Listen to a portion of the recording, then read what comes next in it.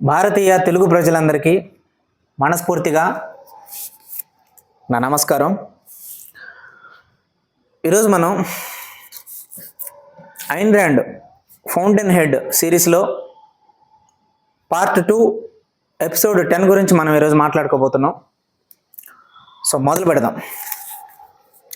Episode 10లో మెయిన్గా 5 క్యారెక్టర్లు ఉంటాయి. అందులో 3 క్యారెక్టర్లు మనకు తెలిసినవే, 2 క్యారెక్టర్లు కొత్తవి వస్తాయి. ఎవరు ఆ 2 క్యారెక్టర్లు అంటే కీంట్ లాన్సింగ్, హోప్టన్ స్టోవార్డ్. మిగతా 3 క్యారెక్టర్లు మనందరికీ తెలిసిన క్యారెక్టర్లే, డొమినిక్ ఫ్రాంకన్, ఎల్స్వర్త్ ఎం టూహీ, హోవార్డ్ రోర్క్. సో టోటల్గా 5 క్యారెక్టర్స్: ఎల్స్వర్త్ ఎం టూహీ, డొమినిక్ ఫ్రాంకన్, హోవార్డ్ రోర్క్, కీంట్ లాన్సింగ్, హోప్టన్ స్టోవార్డ్. ఈ 5 క్యారెక్టర్ల మధ్య జరిగిన సంభాషణ, ఈ 5 క్యారెక్టర్ల మధ్య జరిగిన సిచ్యువేషన్స్, ఆ సిచ్యువేషన్స్ వెనుకున్న వాళ్ళ ఉద్దేశాలు, ఆ ఉద్దేశాల తాలూకు వాళ్ళ యొక్క వ్యక్తిత్వం ఏంటి అనేది ఎపిసోడ్ 10లో మనకు కనపడుతుంది. ఇంతకుముందు ఎపిసోడ్ 9లో కేవలం సంభాషణ అనేది లేదు. ఎల్స్వర్త్ ఎం టూహీకి సంబంధించిన బాల్యంలో అతని యొక్క లక్షణాలు, అతను ఎదుర్కొన్న పరిస్థితులు, వీటిని మాత్రమే చెప్పారు తప్పించి ఎక్కడ కన్వర్జేషన్ అనేది లేదు. కానీ ఎపిసోడ్ 10లో వీళ్ళ 5 క్యారెక్టర్ల మధ్య కన్వర్జేషన్ జరుగుతుంది. సో మొట్టమొదటి కన్వర్జేషన్ ఎపిసోడ్ 10 మొదలు పెడితే, కీంట్ లాన్సింగ్ అనే ఒక డబ్బున్న వ్యక్తి ఒక హోటల్ కట్టాలని వాళ్ళు నిర్ణయించుకుంటారు.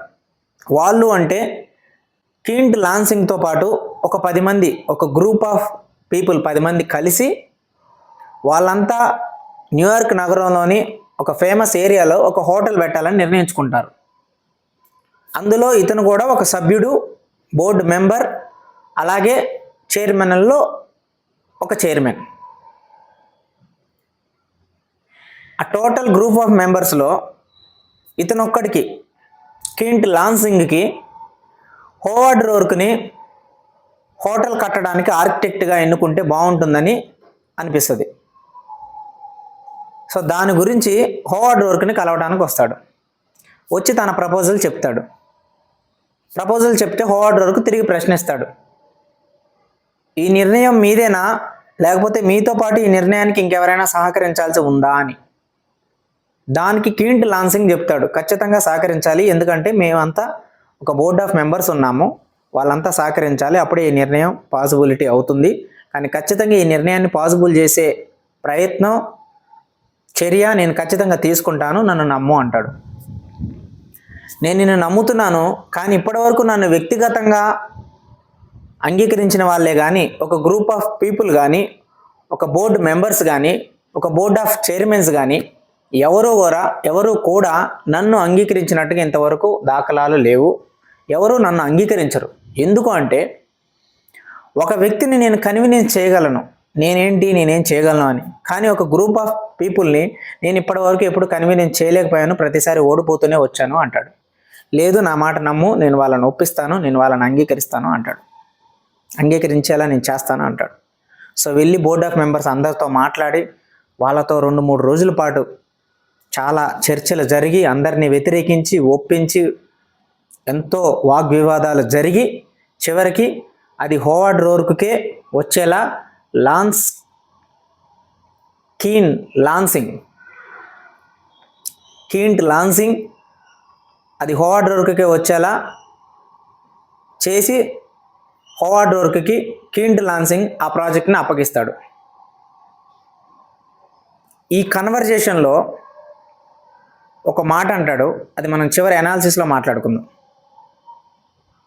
సో ఆ కన్వర్జేషన్ అక్కడితో అయిపోతుంది. కట్ చేస్తే ఈ విషయం తెలుసుకున్న ఎల్స్వర్త్ ఎం టూహీ డొమినిక్ ఫ్రాంకన్ దగ్గరకు వస్తాడు. డొమినిక్ ఫ్రాంకన్ దగ్గరకు వచ్చి డొమినిక్ ఫ్రాంకన్తో చెప్తాడు, చూసావు కదా పేపర్లో పడింది, కీంట్ లాన్సింగ్ అనే రిచెస్ట్ పర్సన్ వాళ్ళ యొక్క హోటల్ కట్టడానికి ఆ ప్రాజెక్ట్ని హోవార్డ్ రోర్క్కి ఇచ్చారు. మనిద్దరం ఓడిపోయాము అని చెప్పి ఎల్స్వర్త్ M2 డొమినిక్ ఫ్రాంకోతో అంటాడు. ఆ ఓటమిని డొమినిక్ ఫ్రాంకోను కూడా అంగీకరించి, కరెక్టే, నేను అంగీకరిస్తున్నాను ఈ ఓటమిని. ఇంతకుముందు వచ్చిన ప్రాజెక్టులు సాధ్యమైనంత వరకు హోవార్డ్ రోర్క్కి రాకుండా పీటర్ కీటింగ్కి ఆ ప్రాజెక్టులు వెళ్ళేటట్టుగా నేను ప్రయత్నం చేశా, కానీ ఇదొక్కటి మిస్ అయిపోయింది. ఇప్పటి నుంచి ఆట అంత సులువుగా ఉండదు, చాలా కష్టతరంగా, చాలా సంక్లిష్టంగా ఉంటుంది. అయినా సరే నేను నా ప్రయత్నాన్ని ఎప్పుడు మానుకోను. ఖచ్చితంగా హోవార్డ్ రోర్క్ ఓటమి అయ్యేలా ఎప్పుడు నేను ప్రయత్నం చేస్తూనే ఉంటాను అని చెప్తాడు. సో అక్కడితో వాళ్ళిద్దరూ ఆ ఒప్పందాన్ని ఇంకా వాళ్ళు కంటిన్యూ చేస్తారు. ఎందుకంటే వాళ్ళిద్దరు యొక్క కామన్ శత్రువు హోవార్డ్ రోర్క్. ఆ కన్వర్జేషన్ అక్కడితో అయిపోయిన తర్వాత టూహీ ఇంటికి వెళ్తాడు.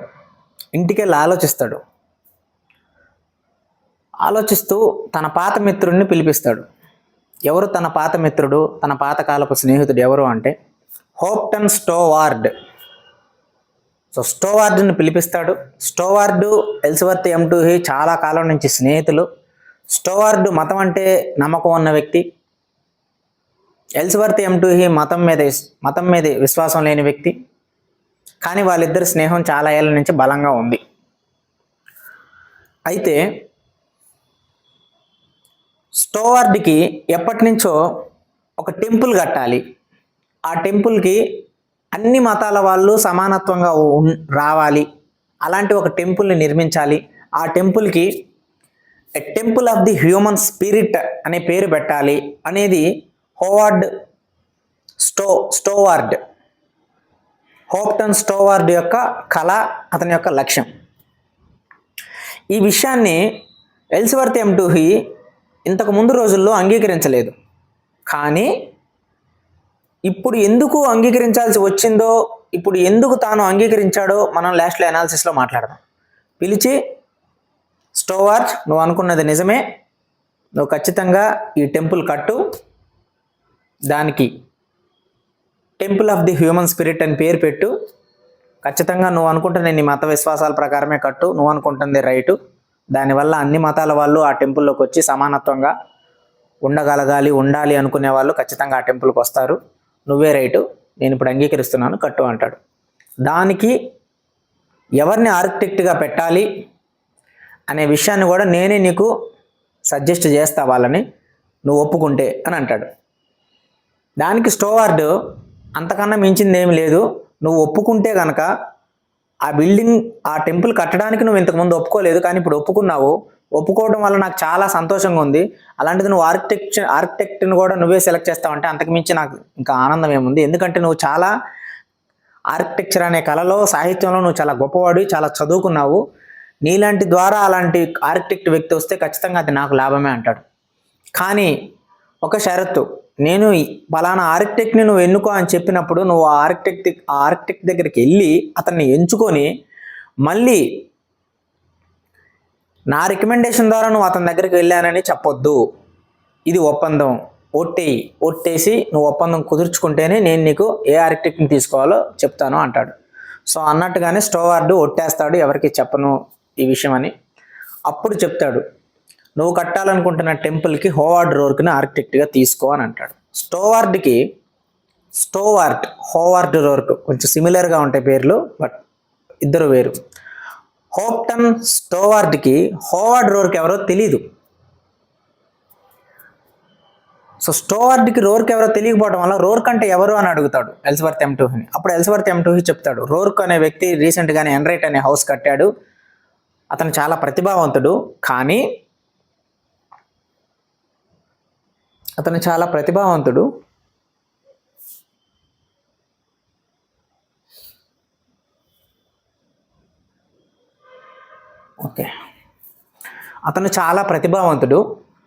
అతన్ని నువ్వు తీసుకో, కానీ అతన్ని ఒప్పించడం అంత ఈజీ కాదు, కానీ ఖచ్చితంగా అతన్ని ఒప్పించు, ఎందుకంటే అతను ఒప్పించడానికి నేను నీకు కొన్ని లాజిక్స్ చెప్తా, ఆ లాజిక్స్ అతని దగ్గరికి వెళ్ళి ఫాలో అయ్యి అతనితో అలాగే నువ్వు సంభాషణ సాగించు, ఖచ్చితంగా అతను నీ ప్రాజెక్ట్ని ఒప్పుకుంటాడు.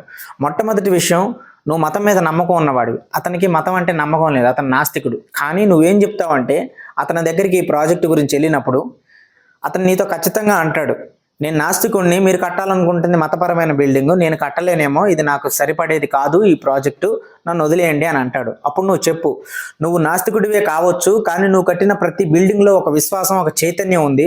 నాకు కావాల్సింది కూడా అదే. నేను దేవుని నమ్ముతాను, నువ్వు ఇంకోటి ఏదో నమ్ముతావు. ఇద్దరి నమ్మకం ఒకటే, కానీ ఎవరిని నమ్ముతున్నావు అనే ఆబ్జెక్ట్ మారుతుంది, కానీ ఇద్దరం నమ్మకం ఉన్న వాళ్ళమే. ఏదైతే చైతన్యమో, ఏదైతే ఒక విశ్వాసమో నువ్వు కట్టే బిల్డింగ్స్లో ఇంతవరకు పెట్టావో, ఎండ్రైట్ హౌస్, శాన్ ఫార్గో హౌస్, ఈ హౌస్లన్నిటికీ నువ్వు విశ్వాసం పెట్టి ఏదైతే చైతన్యం అందులో పెట్టావో అదంతా నాకు కనపడింది. నీ బిల్డింగ్స్ అన్నిటిని నేను పర్యవేక్షించా. సో సేమ్ అదే చైతన్యం ఇప్పుడు నా టెంపుల్లో కూడా నువ్వు పెట్టాలి. దానికి చైతన్యాలయం అనే పేరు పెడతాను నేను. అది ఒక చైతన్యాలయం లాగా ఉండాలి. మనుషులు చైతన్యం పొందటానికి అందులో ఒక విశ్వాసం ఉట్టిపడాలి, అది కనపడాలి. సో ఖచ్చితంగా నువ్వు దీన్ని ఒప్పుకొని తీరాలి, ఈ ప్రాజెక్ట్ని నువ్వు కడతావనే విశ్వాసం నాకుంది అని చెప్తాడు. చెప్పిన తర్వాత ఆ చెప్పిన మాటకి రోర్క్ కన్వీనియన్స్ అవుతాడు. ఎందుకంటే నేను నాస్తికుడిని అయినా అని చెప్పినా, నువ్వు నాస్తికుడివి అయినా నువ్వు కట్టే బిల్డింగ్లో ఒక విశ్వాసం, ఒక నమ్మకం, ఒక చైతన్యం ఉంది కాబట్టి నా టెంపుల్లో కూడా అదే పెట్టు. అదే ఉండేలా నీ విశ్వాసం, నీ నమ్మకం, నీ చైతన్యం ఉండేలాగా పెట్టి ఆ బిల్డింగ్ని కట్టు. మిగతాది దానంతటా అదే వస్తుంది, ఆ బిల్డింగ్కి అందం అని అంటాడు. సో ఆ మాటలకి హోవార్డ్ రోర్క్ ఒప్పుకొని, ఓకే ఖచ్చితంగా నేను కడతాను నీకు బిల్డింగ్ అంటాడు. అని అక్కడి నుంచి వాళ్ళ ఒప్పందం జరిగి స్టోవార్డ్ తిరిగి వచ్చి ఎల్స్వర్త్ M2Eకి జరిగిన విషయం చెప్తాడు. సో ఇప్పుడు ఎల్స్వర్త్ M2E ఈ విషయాన్ని డొమినిక్ ఫ్రాంకన్ దగ్గరికి తీసుకెళ్తాడు. సో డొమినిక్ ఫ్రాంకన్తో చెప్తాడు, నా ఫ్రెండ్ స్టోవార్డ్ అని ఒక వ్యక్తి ఉన్నాడు, నీకు తెలుసు కదా, మన ఇద్దరం కలిసి చాలా రోజులైంది. స్టోవార్డ్ ఎప్పటి నుంచో ఒక టెంపుల్ కట్టాలి అనుకుంటున్నాడు, అది కూడా నీకు తెలుసు కదా. అవును, ఆ టెంపుల్ని కట్టడానికి ఆర్కిటెక్టు ఎవరు అనే విషయం మీద తాను నిర్ణయించుకోవాలని, ఎవరు కడితే బాగుంటుందని తాను అనుకుంటున్నాడు అని చెప్పగానే డొమినిక్ ఫ్రాంకన్ ఇమీడియట్గా ఓకే ఆ విషయం నాకు వదిలేయండి, అది పీటర్ కీటింగ్కి వచ్చేలాగా నేను చేస్తాను అంటుంది. అప్పుడు ఇమీడియట్గా ఎల్స్వర్త్ M2E అంటాడు, లేదు దాని గురించి నువ్వు వదిలే, అది ఆల్రెడీ నేను హోవార్డ్ రోర్క్కి వచ్చేలా చేశాను. స్టోవార్డ్కి నేను రికమెండ్ చేశాను హోవార్డ్ రోర్క్ని నువ్వు ఆర్కిటెక్ట్గా తీసుకో అని. ఈ విషయం విని డొమినిక్ ఫ్రాంకన్ చాలా ఆశ్చర్యపోతుంది. ఎందుకు మీరు ఇదంతా చేస్తున్నారు, మరి మన ఇద్దరికి కామన్ శత్రువు ఒకడే అని చెప్పి, మన ఇద్దరం అతని ఓటమికి పోరాడదామని చెప్పి ఎందుకు ఇదంతా చేస్తున్నారు అంటే, హోవార్డ్ రోర్క్ పేరు ప్రసిద్ధికి ఎక్కాలని చేస్తున్నాను అంటాడు. అక్కడితో ఎపిసోడ్ 10 అయిపోతుంది. ఎందుకు ఎల్స్వర్త్ M2E ఈ యాక్షన్ తీసుకున్నాడు, ఈ స్టెప్ తీసుకున్నాడు? ఎవరైనా శత్రువును ఓడగొట్టాలి అనుకొని నిర్ణయించుకున్న వ్యక్తి అతని గెలుపు కోసం ఆ కాంట్రాక్ట్ని అతనికి వచ్చేలా ఎందుకు చేశాడు, దాని వెనకాల లాజిక్ ఏముంది, అతని ఉద్దేశం ఏముంది అనేది మనకి తర్వాత ఎపిసోడ్లో తెలుస్తుంది. తర్వాత నెక్స్ట్ ఎపిసోడ్లో చూద్దాం. So this is episode 10. So మెయిన్గా ఈ ఎపిసోడ్ 10లో ఇందాక నేను కీంట్ లాన్సింగ్ తన హోటల్ ప్రపోజల్ని హోవార్డ్ రోర్క్కి ఇప్పించడానికి ఎంతో ప్రయత్నం చేసి తన మిగతా బోర్డు మెంబర్స్తో పోరాడి ఆ ప్రాజెక్ట్ని రోర్క్కి ఇప్పిస్తాడు కదా. అప్పుడు రోర్క్ ఒక ప్రశ్న అడుగుతాడు. అనుకున్నాం కదా మనం లాస్ట్ అనాలిసిస్లో మాట్లాడదాం పాయింట్ అని. సో ఈ మొత్తం ఎపిసోడ్ 10లో రెండు విషయాలు మనం అర్థం చేసుకోవచ్చు. మొట్టమొదటి విషయం, లాన్సింగ్ని అడుగుతాడు హోవార్డ్ రోర్క్, ఎందుకు నా కోసం నువ్వు ఇంత ప్రయత్నం చేస్తున్నావు, ఈ ప్రాజెక్ట్ నాకే రావాలి అనే అంత తపన, అంత పోరాటం నువ్వు చేసి ఎందుకు నాకు ఇప్పిస్తున్నావు, నా గురించి ఎందుకు నువ్వు ఇంత ఫైట్ చేస్తున్నావు మీ బోర్డు మెంబర్స్తో అని అంటాడు. అప్పుడు లాన్సింగ్ ఒక మాట అంటాడు, నీకొక్కడికే నిజాయితీ ఉంది అనుకుంటున్నావా? నువ్వు ఒక భవనం కట్టేటప్పుడు నీకు ఎలా అయితే కొన్ని సిద్ధాంతాలు, కొన్ని నియమాలు, ఒక నీతి అనేది ఉందో, అలాగే ఒక బిల్డింగ్ కట్టించుకునేటప్పుడు ఏ వ్యక్తితో కట్టించుకోవాలి, దానికి ఎట్లాంటి నియమాలు, ఎలాంటి సిద్ధాంతాలు ఉండాలి అనేది నాకు కొన్ని నియమాలు, సిద్ధాంతాలు ఉన్నాయి, కొన్ని లక్ష్యాలు ఉన్నాయి. ఇవి నా లక్ష్యాలు, ఒక బిల్డింగ్ని ఇలాగే కట్టాలి అని కొన్ని రూల్స్ ఉన్నాయి, అవి నీ లక్ష్యాలు. సో నీ లక్ష్యం కోసం నువ్వు పని చేసినప్పుడు నా లక్ష్యం కోసం కూడా నేను పని చేస్తాను కదా. ఎందుకంటే నా లక్ష్యం ఏ బిల్డింగ్కి అయితే ఒక రూపం, ఒక రూపకల్పన, అందులో ఒక అందం, ఒక నైపుణ్యం, అందులో ఒక అర్థవంతమైన డిజైన్ ఉండాలి అని నువ్వు ఎలా అయితే పోరాడతావో, నా బిల్డింగ్లో నేను కట్టే బిల్డింగ్ కూడా, నేను కట్టించుకునే బిల్డింగ్లో కూడా అలాంటివే ఉండాలని నేను కూడా కోరుకుంటాను. కోరుకోవడం అనేది నా లక్ష్యం. నేను కోరుకున్న దాన్ని ఇవ్వాలి. నేను కోరుకున్నదే కరెక్ట్గా నువ్వు కూడా కోరుకుంటున్నావు కాబట్టి ఇద్దరిది ఒకటే లక్ష్యం. అందుకోసం నేను దీని గురించి ఇంత పోరాడుతున్నాను అంటాడు. నాకు పలానా బిల్డింగ్ ఇట్లానే కావాలి, ఇలాగే కట్టు అని అంటే చాలామంది ఉన్నారు మార్కెట్లో కట్టడానికి. కానీ అలా కాదు. నేను ఏదైతే కోరుకుంటున్నానో ఒక బిల్డింగ్ ఎలా ఉండాలి అని, దానికి ఎలాంటి లక్షణాలు అయితే ఉండాలి అని నేను ఆశపడుతున్నానో అలాంటి లక్షణాలే ఒక బిల్డింగ్ ఉండాలని కూడా నీకు కొన్ని నియమాలు ఉన్నాయి. దానివల్ల మన ఇద్దరికి కలిసింది, మన దారి కలిసింది. అలా కాకుండా నేను అనుకుంటున్న లక్షణాలు ఇలాగే ఉండాలి అని నేను అనుకోనేది నీ దగ్గరికి వచ్చి చెప్తే నువ్వు కూడా అలాంటి ఆలోచన విధానం నీకు లేకపోయి ఉంటే ఖచ్చితంగా నా ప్రపోజల్ని నువ్వు రిజెక్ట్ చేసేవాడివి. కానీ అలా లేదు. నేను ఏదైతే కోరుకుంటున్నానో ఆ లక్షణాలు నువ్వు కోరుకునే నీ నియమాల్లో కూడా ఉన్నాయి. సో నీ నియమాల కోసం నువ్వు పోరాడినప్పుడు, ఒక బిల్డింగ్ కట్టేటప్పుడు ఖచ్చితంగా కట్టించుకునేవాడిగా నా నియమాల కోసం పోరాడటంలో కూడా నాకు హక్కు ఉంది కదా, నీకు ఒక్కడికే నిజాయితీ ఉందనుకోవద్దు అని అంటాడు. అని అక్కడ ఒక మాట అంటాడు. నిజాయితీ అంటే ఏమనుకుంటున్నావు రోరుకు నువ్వు? నిజాయితీ అంటే పక్కోడి జోబులో 10 రూపాయలు దొంగతనం చేయకుండా ఉండటమే నిజాయితీ అనుకుంటున్నావా? అలా అయితే ప్రపంచంలో 98% ప్రజలు నిజాయితీ పరులే. నిజాయితీ అంటే అది కాదు. ఒక ఆలోచనకి, ఒక ఐడియాకి కట్టుబడి ఉండటమే నిజాయితీ. అదే ప్రపంచంలో నిజమైన నిజాయితీ అని చెప్తాడు లాన్సింగ్ రోర్క్కి. ఒక ఆలోచనకి, ఒక ఐడియాకి కట్టుబడి ఉండటాన్ని నిజాయితీ అన్నాడు లాన్సింగ్. అంటే ఐన్ ర్యాండ్ గారు ఆ మాటని, ఆ డైలాగ్ని ఎందుకు రాశారు అంటే ఒక నిజాయితీ అనే దాన్ని ఆమె తనకున్న ఎక్స్ప్రెషన్లో చెప్పింది ఐన్ ర్యాండ్ గారు. ఇప్పుడు మన రాజకీయ నాయకులను చూస్తూ ఉంటాం చాలామందిని.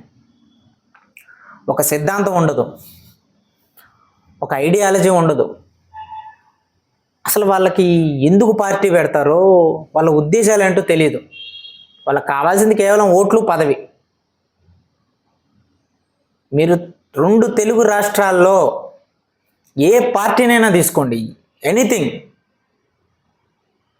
వాళ్ళకంటూ ఒక సిద్ధాంతం, వాళ్ళకంటూ కొన్ని నియమాలు, ఒక నిజాయితీ అనేది ఏది ఉండదు. అవసరాలను బట్టి ఏ పార్టీతో అయినా కలుస్తారు, అవసరం తీరిపోయిన తర్వాత ఆ పార్టీ నుంచి బయటకు వస్తారు, మళ్ళీ ఏదైతే పార్టీతో ఇంకా జన్మలో కలవరు అనుకుంటారో పోయి మళ్ళీ ఆ పార్టీతోనే పొత్తు పెట్టుకుంటారు, మళ్ళీ కలిసి పోటీ చేస్తారు, మళ్ళీ గెలుస్తారు, మళ్ళీ విడిపోతారు. అంటే వాట్ ఈస్ ద లైన్? నిజాయితీ అనే దాన్ని ఎంత గొప్పగా ఐన్ ర్యాండ్ గారు ఈ యొక్క సింగిల్ లైన్లో చెప్పారు.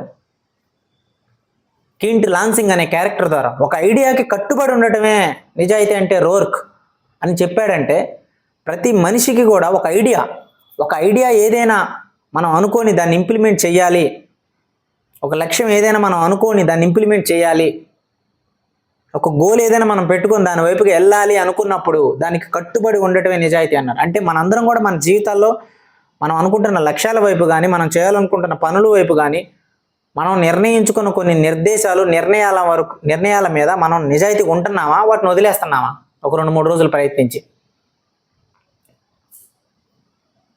ఇది మొదటి విషయం.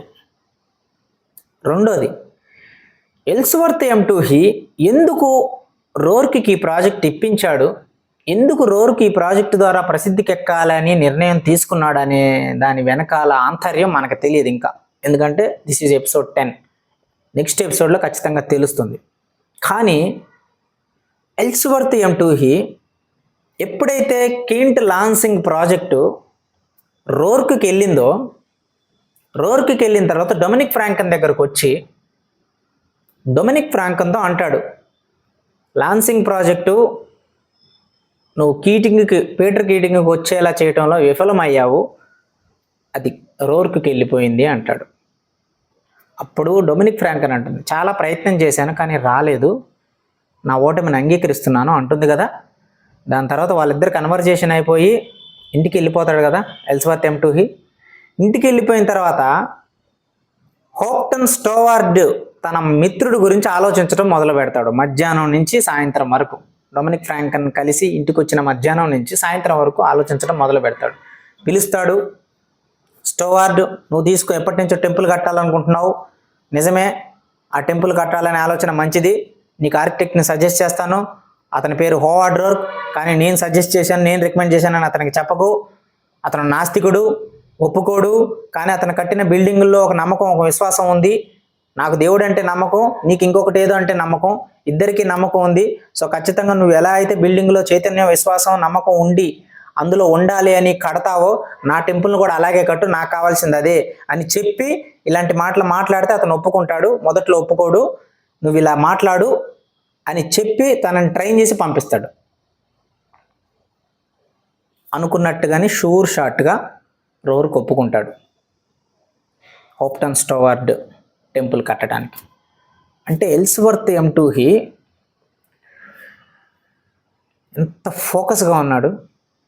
డొమినిక్ ఫ్రాంకన్ దగ్గరికి వెళ్ళి నువ్వు ఓడిపోయావు, లాన్సింగ్ ప్రాజెక్ట్ మనకు రాలేదు అన్న తర్వాత సైలెంట్గా ఇంటికి వచ్చాడు, ఆలోచించాడు నెక్స్ట్ ఏం చేయాలి స్టెప్ అని. ఆలోచించడం ద్వారా నెక్స్ట్ స్టెప్ ఏం చేయాలి అని తను ఆలోచిస్తున్నప్పుడు సడన్గా తనకు ఒక ఐడియా తట్టింది. ఫ్రెండ్ని పిలిచాడు, తన పాత మిత్రుడిని, ఆ ప్రాజెక్ట్ని డిస్కషన్ చేశాడు, ఆ టెంపుల్ని రోర్క్కి వచ్చేలా చేశాడు. ఎందుకు రోర్క్ వచ్చేలా చేశాడు అనేది తన ఆంతర్యం నెక్స్ట్ తెలుస్తుంది మనకి. అంటే ఫోకస్గా ఉన్నాడు. ఎలిజబెత్ M2 ఎంత మేధావి అంటే తన చుట్టూ ఉన్న ప్రతి దాంట్లో ఏం జరుగుతుంది, ఎలా జరుగుతుంది, ఎందుకు జరుగుతుంది అనే విషయాన్ని ఇమీడియట్గా పసిగట్టగలడు. నేను ఒకసారి చదివా,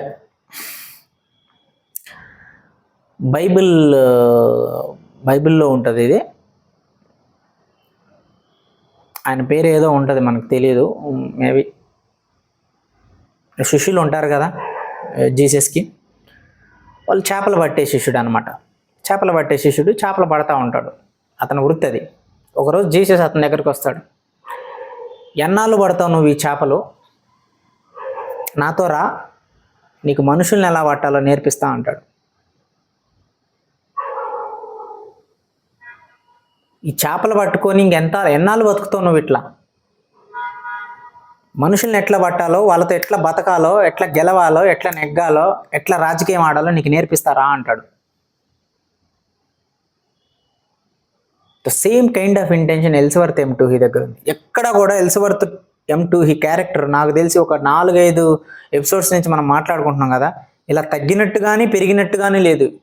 ఎందుకు వస్తాడో డొమినిక్ ఫ్రాంకన్ దగ్గరికి, ఏం మాట్లాడతాడో, తన మాటల వెనకాల ఉద్దేశం ఏమిటో, రోర్క్కి ఎందుకు ఇప్పుడు స్టోవార్డ్ ద్వారా ప్రాజెక్ట్ ఇప్పించాడో, డొమినిక్ ఫ్రాంకన్ ఎందుకు పుష్ చేస్తున్నాడో, we don't know all these things. మనకు తెలియదు, ఇంకా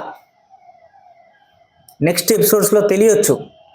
అంటే Howard Roark, Dominique Francon, Peter Keating, Elizabeth M2 ఈ క్యారెక్టర్ల మధ్య జరిగే రాజకీయం, ఈ క్యారెక్టర్ల మధ్య జరిగే పరిస్థితులు ఎంత జీవితాన్ని మనకి ఎంత కళ్ళకు కట్టినట్టు చూపిస్తున్నాయి అంటే ప్రతి ఒక్కరి జీవితంలో ఇట్లాంటివి జరుగుతూనే ఉంటాయి. వీళ్ళ 4 క్యారెక్టర్ల మధ్య Dominique Francon, Peter Keating, Howard Roark, Elizabeth M2, Enright, Austen Heller,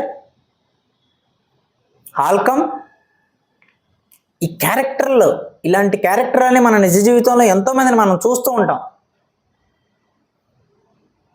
మొట్టమొదట పీటర్ కీటింగ్ ఆఫీస్లో జాయిన్ అయిన తర్వాత ఒక చీఫ్ సెక్రటరీ పొజిషన్లో ఉన్న స్టెంగెల్ని పాలిటిక్స్ ప్లే చేసి స్టెంగెల్ని బయటికి పంపించాడు పీటర్ కీటింగ్. తర్వాత లూయిస్ హెయిర్, ఫ్రాంకన్ అండ్ హెయిర్ సంస్థలో ద సెకండ్ పార్ట్నర్ లూయిస్ హెయిర్ని తన హార్ట్ స్ట్రోక్ వచ్చి అప్పుడే రికవరీ అవుతున్న సమయంలో వెళ్ళి అతన్ని బ్లాక్మెయిల్ చేసి అతను చనిపోయేలా చేసి ఆ స్థానాన్ని తీసుకున్నాడు, కంపెనీ పార్ట్నర్ అయ్యాడు. దాని తర్వాత ప్రతి ప్రాజెక్ట్ని తాను చిక్కించుకొని ఆ ప్రాజెక్టు ద్వారా తన డబ్బు సంపాదిస్తూ అన్ని ప్రాజెక్టులు తనకు ఎలా రావాలో ఆ ప్రాజెక్టులు రావడానికి ఎలాంటి స్వార్థం ఎలాంటి రాజకీయాలు చేయాలో ఏ ఒక్క పాయింట్ని వదలకుండా ఆఖరికి డొమినిక్ ఫ్రాంకన్ కూడా తన మొదట్లో తన కంట్రోల్లో పెట్టుకొని డొమినిక్ ఫ్రాంకన్ ద్వారా కూడా ప్రాజెక్టులు వచ్చేలా చేసుకొని ప్రజెంట్ ఇప్పుడు అదే సిచ్యువేషన్ రన్ అవుతుంది. ఇంకో పక్క ఫ్రాంకన్ ఎప్పటి నుంచో తనతో కలిసి వ్యాపారం చేస్తున్న లూయిస్ హేర్ చనిపోతే ఆ స్థానాన్ని పీటర్ కీటింగ్కి ఇచ్చి పీటర్ కీటింగ్కి తన కూతురునిచ్చి పెళ్లి చేయాలని ఇంకో పక్క ఫ్రాంకన్, ఎలిజబెత్ M2 క్యాథరిన్కి మంచి చేయాలని, క్యాథరిన్ పీటర్ కీటింగ్ని ప్రేమిస్తుందని, పీటర్ కీటింగ్ సపోర్ట్ చేయాలని ఎలిజబెత్ M2 మనసులో ఉంటుంది. ఇంకో పక్క డొమినిక్ ఫ్రాంకన్ తాను రోర్కుని ఎందుకు ఇష్టపడుతుందో, తాను రోర్కు ఓటమి కోసం ఎందుకు పని చేస్తుందో, ఆ ఓటమి కోసం పనిచేసే దాంట్లో ఆ ఆనందాన్ని ఆ ప్లెజర్ని ఎందుకు పొందుతుందో, తను ఒక రకమైన మానసిక చర్య మానసిక లక్షణాలు కలిగిన ఒక సైకలాజికల్ డిజైర్, ఒక సైకలాజికల్ ప్లెజర్ని ఎప్పుడూ ఒక వ్యతిరేక దిశలో పొంది అలాంటి ఆనందాన్ని పొందాలి అనుకునే క్యారెక్టర్ డొమినిక్ ఫ్రాంకన్. ఒక విచిత్రమైన పిక్యులర్ క్యారెక్టర్. ఇంకో పక్క ఆస్టిన్ హెల్లర్ స్నేహానికి విలువిస్తూ రోర్కుకి ఎప్పుడు ప్రాజెక్టులు రావాలని చూస్తూ ఉండే వ్యక్తి. ఇంకో పక్క మైక్ ఓన్లీ ఒక వర్కర్గా పనిచేస్తూ తనకున్న దాంట్లోనే రోర్కుకి ఎంతో సహాయం చేసిన వ్యక్తి. ఇంకో పక్క హెన్రీ కెమెరాన్ అతను చనిపోయేటప్పుడు వైనాండ్ వైనాండ్ వైనాండ్ అని పలుకుతూ ఆ వైనాండ్ పేరుని ఎంతో కోపంగా పలుకుతూ ప్రాణాలు విడుస్తూ రోర్క్ ఇప్పటి నుంచి మొదలైన అసలు సినిమా, ఇప్పటి నుంచి మొదలవుతుంది అసలు యుద్ధం, ఏం కాదు నువ్వు గెలుస్తావు, ధైర్యంగా ఉండు, మొదలుపెట్టి ఆట అని చెప్పి చనిపోతాడు. ఏమిటి ఇదంతా? అసలు ఇదంతా జీవితం, ఇదంతా మనుషులు ఆడే ఒక పెద్ద జగన్ నాటకం.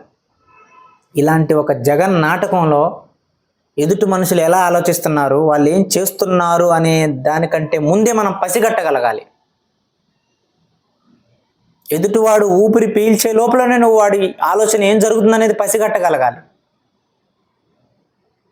చుట్టూ ఉన్న జనం ఏం మాట్లాడుతున్నారు, అసలు ఏం జరుగుతుంది సొసైటీలో, ఎలా ఉంటే మనం బతకగలం ఇప్పుడున్న ఈ కలియుగంలో అనేది నీకు అర్థం కావాలంటే ఐన్ ర్యాండ్ గారు రాసిన ఈ ఫౌంటైన్ హెడ్ చదవటం ద్వారా ఒక మనిషి యొక్క క్యారెక్టర్ ప్రస్ఫుటంగా కనపడుతుంది నీకు, అద్దంలో నీ ముఖం చూసుకున్నట్టే. Peter Keating, Howard Roark college నుంచి చిన్నప్పటి నుంచి ఫ్రెండ్స్ కదా, స్కూల్ నుంచి. ఎందుకు మరి రోర్క్ యొక్క విజయాన్ని కానీ రోర్క్ యొక్క ఎదుగుదలను కానీ పీటర్ కీటింగ్ తట్టుకోలేడు? Even though they are childhood friends. అది మనిషి నైజం. మనిషితో పాటే అసూయ, జలస్, స్వార్థం, కుళ్ళు, రాజకీయం, నాటకం, నటన అన్నీ మనిషితో పాటే పుట్టినాయి. వీటన్నిటిని తట్టుకొని నువ్వు నిలబడాలి అంటే కొంతైనా నీకు కొంత అవగాహన రావాలి, మనుషుల్ని పసిగట్టడం తెలియాలి. 20 సంవత్సరాలప్పుడు ఓకే, 30 సంవత్సరాలప్పుడు ఓకే, కనీసం 30 నుంచి 40 దాటిన తర్వాత కూడా ఇంకా నీకు మనుషుల మధ్య మనుషులంటే ఏంటి, మనుషులంటే ఎలా ఉంటారు, అసలు మనుషుల యొక్క నిజమైన స్వరూపాలు ఏంటి అనేది నీకు కొంచెం కూడా నువ్వు అర్థం చేసుకునే ప్రయత్నంగా అయినా చేయకపోతే ఇంకెందుకు? ఒకవేళ నువ్వు గనక సమాజాన్ని ఇగ్నోర్ చేసి మంచివాడిలాగా దయామయుడిలాగా నువ్వు గనక బతికితే తొక్కితే పాతాళానికి వెళ్ళిపోతావు ఏదో ఒక రోజు. అందరూ మంచి వాళ్ళే, మనకంతా మంచి చేస్తారని చెప్పి అందరినీ నమ్మి ఎక్కడ ఏం జరుగుతుందో దేన్ని పసిగట్టకుండా కనుక జీవితంలో ముందుకెళ్ళావంటే 7 సముద్రాలు దాటి ఇసిరి అవతలేస్తారు నిన్ను. పూరి జగన్నాథ్ గారు 100 కోట్లు దగ్గర లాస్ అయ్యారు. ఒక ఇంటర్వ్యూలో, ABNRK ఇంటర్వ్యూలో చెప్తారు 100 కోట్లు. ఎందుకు సార్ 100 కోట్లు అట్లా లాస్ అయ్యారంటే, నేను చేసేది క్రియేటివ్ జాబ్ కదా, మనుషులందరూ మంచిగా ఉంటారులే అని చెప్పి బాధ్యతలన్నీ మా స్నేహితులకు అప్పగించాను. వాళ్ళు ఎక్కడెక్కడో పెట్టరాని సంతకాలన్నీ పెట్టించుకొని ఏదేదో వేరే ఈ డాక్యుమెంట్ ఆ డాక్యుమెంట్ అని చెప్పి నా చేత సంతకాలు పెట్టించుకొని మొత్తం ఆస్తి అంతా పోయిందన్నారు. కానీ బట్ అగైన్ హీ బ్యాక్.